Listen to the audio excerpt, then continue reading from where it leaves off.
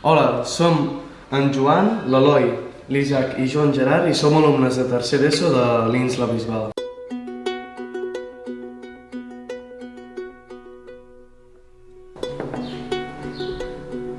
Posem una mica d'aigua en un matràs d'Erlenmeyer i l'escalfem fins que comenci a bullir.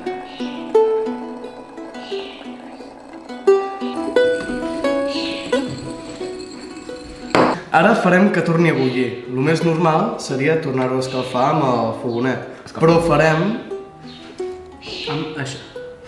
Gel. Increïble.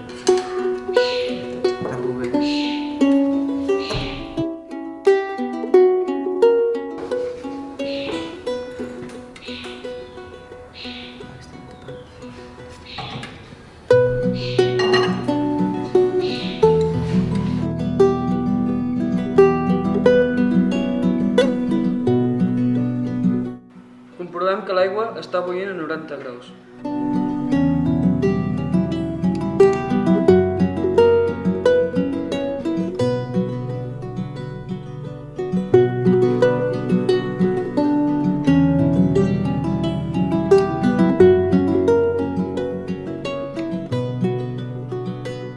Més endavant vam repetir la pràctica i vam aconseguir de fer bullir l'aigua a 80 graus.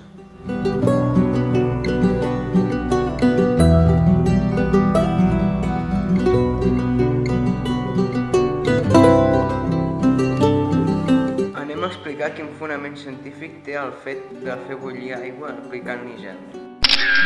Quan inicialment hem fet bullir aigua, el vapor que sortia de l'Erlenmeyer arrossegava aire cap a fora.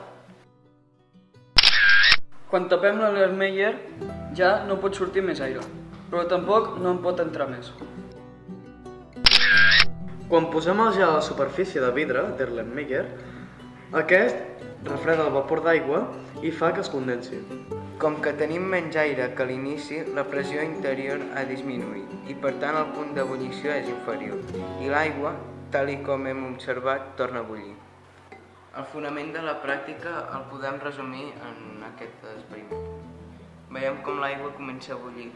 El volum dins de la xeringa augmenta i per tant la pressió disminueix i el punt d'ebullició també disminueix. Per aquest motiu, els alpinistes que van a l'Everest, quan tenen que cuinar, tenen més dificultats, doncs l'aire és més escàs, la pressió disminueix i el punt d'ebullició també disminueix.